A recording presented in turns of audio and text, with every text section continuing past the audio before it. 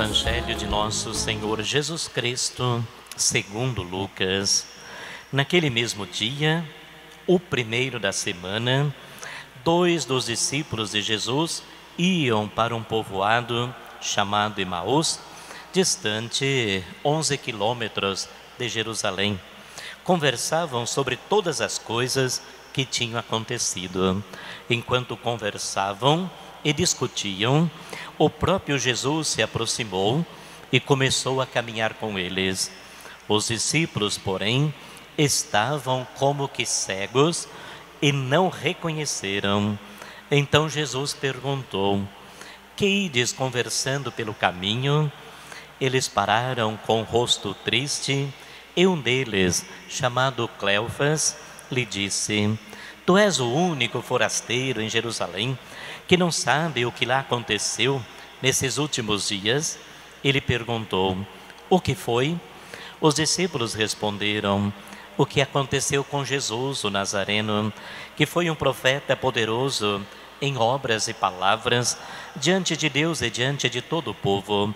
Nossos sumos sacerdotes e nossos chefes o entregaram para ser condenado à morte e o crucificaram. Nós esperávamos que ele fosse libertar Israel, mas apesar de tudo isso, já faz 3 dias que todas essas coisas aconteceram. É verdade que algumas mulheres do nosso grupo nos deram um susto. Elas foram de madrugada no túmulo e não encontraram o corpo dele. Então voltaram dizendo que tinham visto anjos e que esses afirmaram que Jesus está vivo. Alguns dos nossos foram ao túmulo e encontraram as coisas como as mulheres lhe tinham dito. A ele, porém, ninguém o viu. Então Jesus disse: como sois sem inteligência e lentos para crer em tudo o que os profetas falaram. Será que o Cristo não deveria sofrer tudo isso para entrar em sua glória? E começando por Moisés e passando pelos profetas, explicava aos discípulos todas as passagens da Escritura que falavam a respeito dele. Quando chegaram perto do povoado para onde iam, Jesus fez de conta que ia mais adiante. Eles, porém, insistiram com Jesus dizendo: fica conosco, pois já é tarde e a noite vem chegando. Jesus entrou para ficar com eles. Quando se sentou à mesa com eles, tomou o pão, abençoou-o, partiu-o e lhes distribuía. Nisso os olhos dos discípulos se abriram e eles reconheceram Jesus. Jesus, porém, desapareceu da frente deles. Então um disse ao outro: não estava ardendo nosso coração quando ele nos falava pelo caminho e nos explicava as Escrituras? Naquela mesma hora, eles se levantaram e voltaram para Jerusalém, onde encontraram os 12 reunidos com os outros, e esses confirmaram: realmente o Senhor ressuscitou e apareceu a Simão.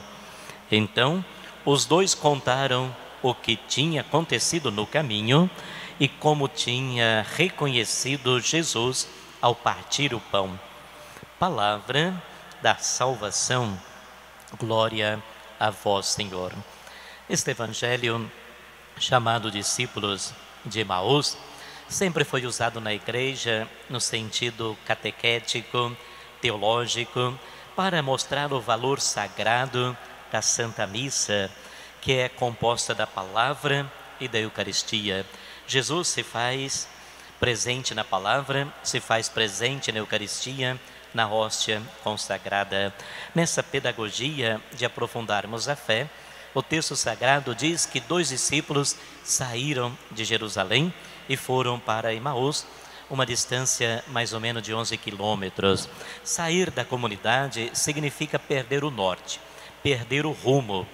Então aqui o Senhor começa a caminhar com eles, mas eles estavam cegos ainda, não tinham despertado a fé, não tinham compreendido a Sagrada Escritura, que falava da morte e ressurreição de Jesus.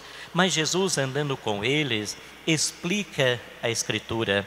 É Jesus que vai ao encontro para poder despertar a fé.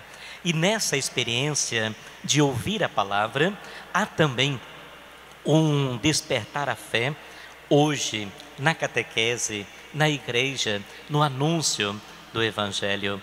Depois Jesus parte o pão e eles reconheceram Jesus, porque Jesus repete o gesto da última ceia.